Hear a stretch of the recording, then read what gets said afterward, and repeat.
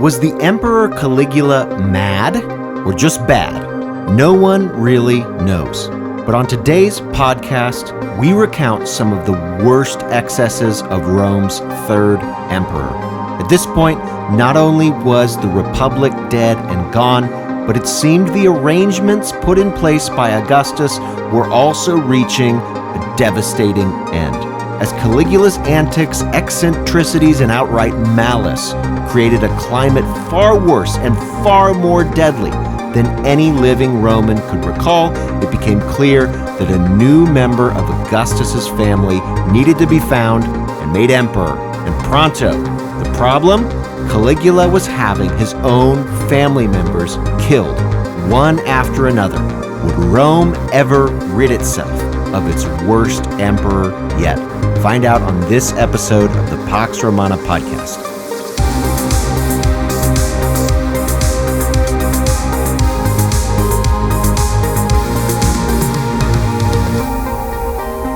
Episode 12, Malice in Wonderland.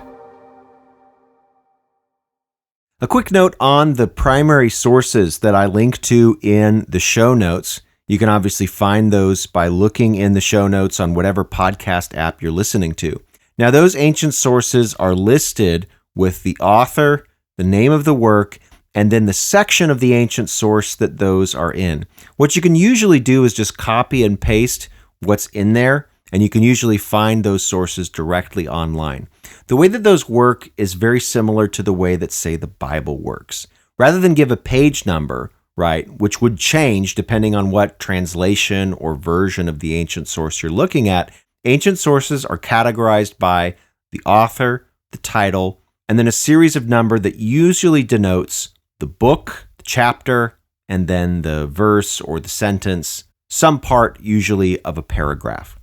So you can type those into the internet and find those sources and read them for yourself, which is certainly one thing that I'd be excited for the listeners of this podcast to do.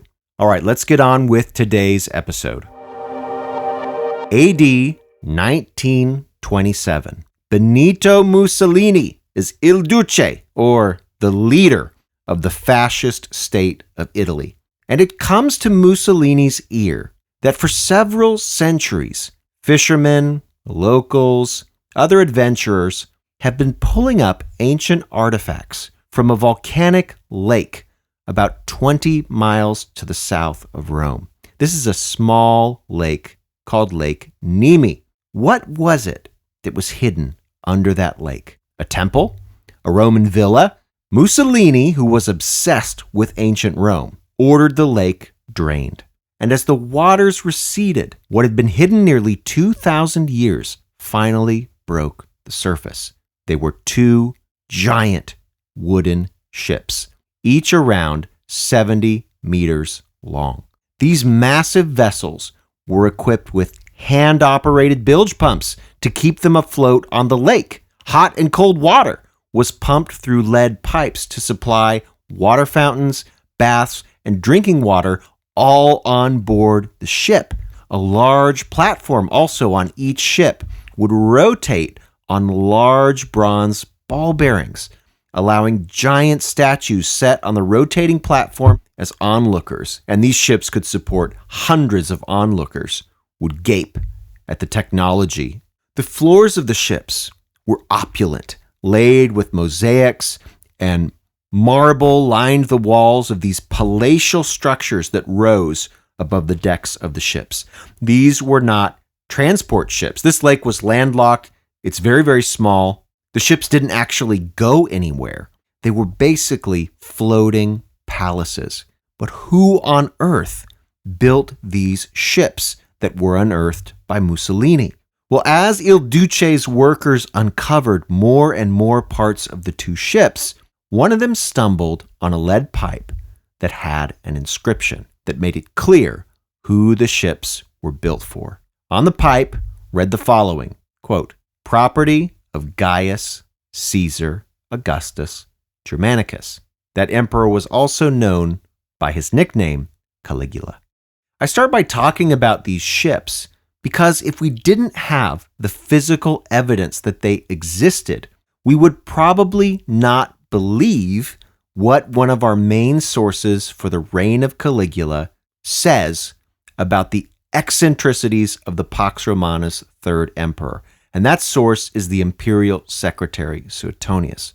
So much about the reign of Caligula seems stranger than fiction. We don't want to even believe somebody like Suetonius, who had access to imperial records, because what he says just seems crazy. But the secretary tells us that Caligula built huge ships like these, quote, with 10 banks of oars, with sterns set with gems, multicolored sails, huge spacious baths, colonnades, banquet halls, and even a great variety of vines and fruit trees on board these ships. Caligula might therefore recline at table from an early hour in the day and coast along the shores of Campania amid songs and choruses. That's Suetonius in his biography of Caligula. These ships that were discovered below the surface of the small volcanic lake in central Italy were not too different from the ones that Suetonius describes. Caligula evidently had more such ships built, some of which he seems to have used purely for his own pleasure and entertainment. And it seemed indeed that the entire Roman world was repurposed for Caligula's entertainment. After nearly a year of rule, that at least at first reminded so many Romans of the glory days of Augustus. In fact, Caligula seemed even greater than Augustus, as we mentioned on the last podcast. But after that first year, all bets were off, and Caligula rapidly descended into a fatal combination of self-aggrandizement, pleasure-seeking, and cruelty. After murdering his cousin and adopted son Malice, Caligula soon turned upon other members of his family. And again, the change in Caligula's behavior seems quite sudden. Consider his grandmother, Antonia Minor, one of the two surviving daughters of the union between Mark Antony, who we talked about way back near the beginning of this podcast, and Augustus's sister Octavia. So one of their daughters was Antonia Minor. That's Caligula's grandmother, who was still alive during the initial year of his reign. And in that year, AD 37, Caligula heaped honors upon this elderly woman, titles. She was the matriarch of his family. Caligula even suggested that she be referred to as Augusta. This is a title that we might equate to empress. But less than a year later, AD 38, Caligula appears to have completely cut Antonia Minor, his own grandmother, out of his life entirely. And this seems to be the thing that ultimately drove her to commit suicide. So many of Caligula's family members, including all of his brothers, had been murdered under the previous regime, under Tiberius, his uncle. But now, here was Caligula seemingly finishing off the last remnants of his own family. Didn't matter how old or how young. Even his beloved sisters soon fell victim to his bizarre and destructive behavior.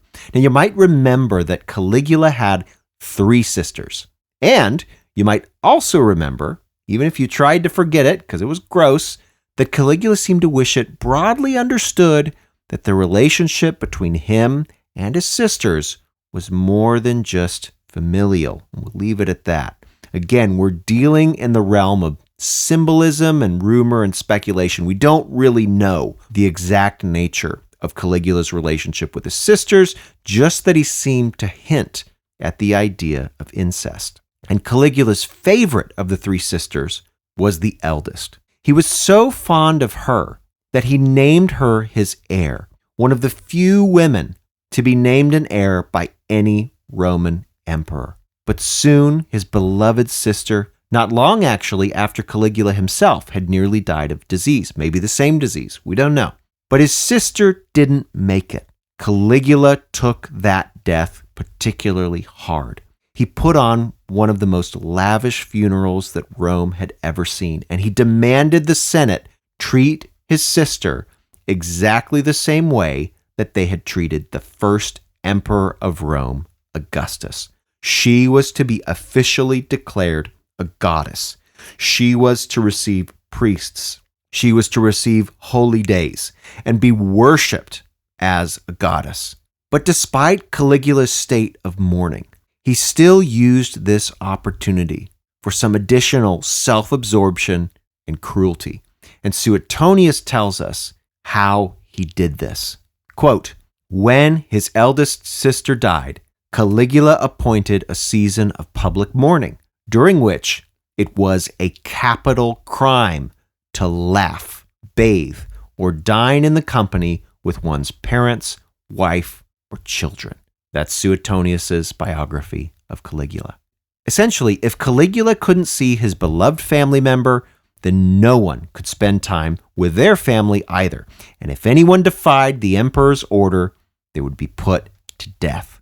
Caligula's sister's widower, however, an ambitious man who wanted to find his way back into the imperial family, began a romantic relationship with Caligula's two remaining sisters.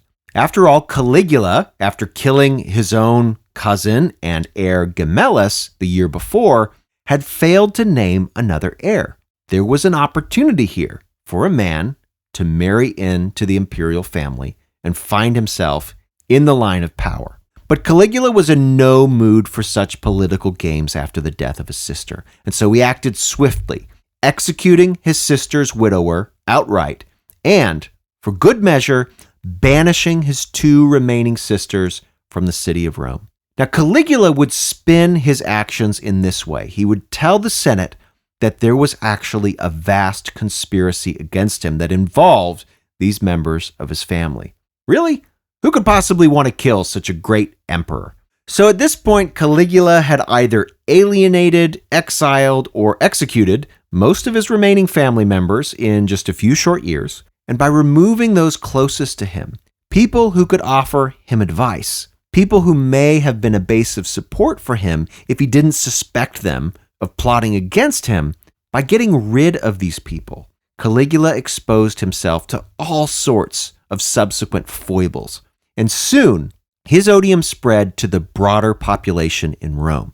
It was around this time, 2 years into his reign, that Caligula may have begun to run out of money. I alluded to that in the last episode. He spent like crazy. So the feasts and festivals and games that had initially made him popular with the mob were shut down because of a lack of funds. And people, of course, began to complain. They liked those entitlements. And some even began to demonstrate in the streets. Now, Caligula was not going to have any of that, and so he responded by shutting down the grain storehouses and distributions. Now, that's a big deal because hundreds of thousands of Romans and their families had become dependent on monthly distributions of grain in the city of Rome, and now they were going to go hungry. This action, unsurprisingly, did not improve the mood of a population that was now ready to riot. But Caligula decided to torture the people even further. During the hot, sweltering Roman summer that year, he removed the awnings that provided shade to spectators when they went to watch gladiatorial games or other events in the arenas, and then he would block up the exits for the duration of the show so that nobody could escape the heat. In one public appearance, he even spoke his mind directly to the people, saying, quote, "Would that you all had just one neck." The implication, of course, is clear. But Caligula was also cruel to members of the Senate. Some senators he made converse with him while he rode in a chariot, forcing elderly men to run beside him and yell, out of breath and exhausted, sometimes making them jog for miles. Other senators he made wait upon him like they were common servants or even slaves. You have to wonder if Caligula was there when Tiberius had made that famous quip I mentioned a few episodes ago, saying that the Senate were men fit to be slaves. At other times, Caligula openly threatened senators with death, waving swords at them, threatening to kill them outright. We have to wonder, did he smirk while he did this? Did he enjoy the looks of horror that passed along the faces of these terrified senators? Caligula may have just been making a joke, but as I tell my children, It's not a joke if nobody else is laughing. You're just being mean. But maybe the most insulting of the actions that Caligula took was the one relayed to us by the Roman senator Cassius Dio and also the imperial secretary Suetonius. And this story is almost too wild to be believed. And so I quote it directly from Cassius Dio's Roman history. Quote, one of his horses he would often invite to dinner, and he would offer the horse golden barley and drink to the horse's health in wine from golden goblets. He would swear by the animal's life and fortune, and even promised to appoint his own horse as consul, a promise that he would certainly have carried out if he had lived longer. It's Cassius Dio's Roman history. Because we have two sources speaking about this story, despite its implausibility, just as implausible as those wooden luxury palace ships, maybe the story of Caligula's horse is actually true. Evidently, Caligula planned to play perhaps the greatest joke of all on the Roman Republic itself, putting a horse in the position of consul, which was the chief magistracy of the Roman Republic, a position held by the greatest figures in Rome's centuries of illustrious history. But what explains this degree of cruelty? As I said, both ancient sources and modern sources wonder if Caligula just went mad after his illness. But I think there might be another explanation, rather than just a broken personality or some kind of severe illness-related mental collapse. And I think it goes back, I'm sorry to bring it back up, to his implied incest with his sisters. I said in the last episode that Caligula may have been doing this in order to portray himself as having divine attributes. Gods did that sort of thing. And maybe Caligula, through his malice and cruelty, was also trying to reinforce the idea that he was a god. After all, who didn't think that the gods could be terribly capricious, rewarding some, punishing others? Caligula seemingly wished to exercise his power in exactly the same way. His mistreatment of others was a sign of his living divinity, that he was a god, and that is how he behaved. And these behaviors were reinforced with a variety of symbols, which I think gives some credence to the idea that his aim was to suggest his own divinity. Caligula, for example, dressed himself up often in the costume of various deities, and he also dressed up gods as himself. Yeah, he would commission sculptors to go through the city of Rome and recarve the faces on the statues of gods so that they looked like Caligula. Caligula constructed temples to his own divinity and stocked them with priests. We know that the sacrificial victims in those temples were not just livestock. They were flamingos and peacocks and other exotic animals. And we also know that Caligula extended this personal cult into the farthest reaches of the empire, including in the territory of Judea. Caligula commanded the governor that oversaw that region to construct a statue of Caligula in the midst of the Jewish temple. Now, the governor was smart. He knew the people that he was ruling and knew that if he actually did that, there would be a riot in Judea that would almost certainly break out into open revolt. And so this governor found ways to delay the building of that statue. He would ask for clarification about where exactly it was supposed to be and what it was supposed to look like and its dimensions. And in doing this, was probably just hoping desperately that Caligula would become distracted and forget that he wanted this thing built. Or even better, something bad might happen to the emperor, and therefore his crazy plan would go unrealized. Well, the governor got his wish.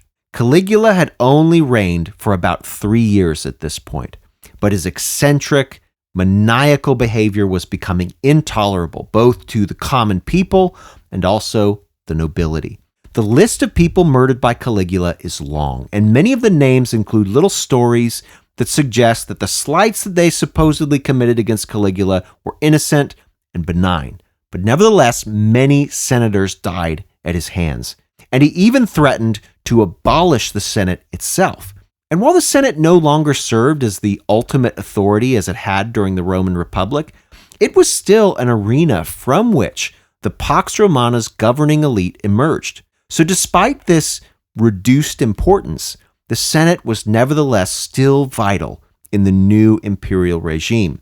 And perhaps even more vital was the Praetorian Guard. And members of both of those groups, senators and Praetorians, would work together to form a conspiracy against Caligula.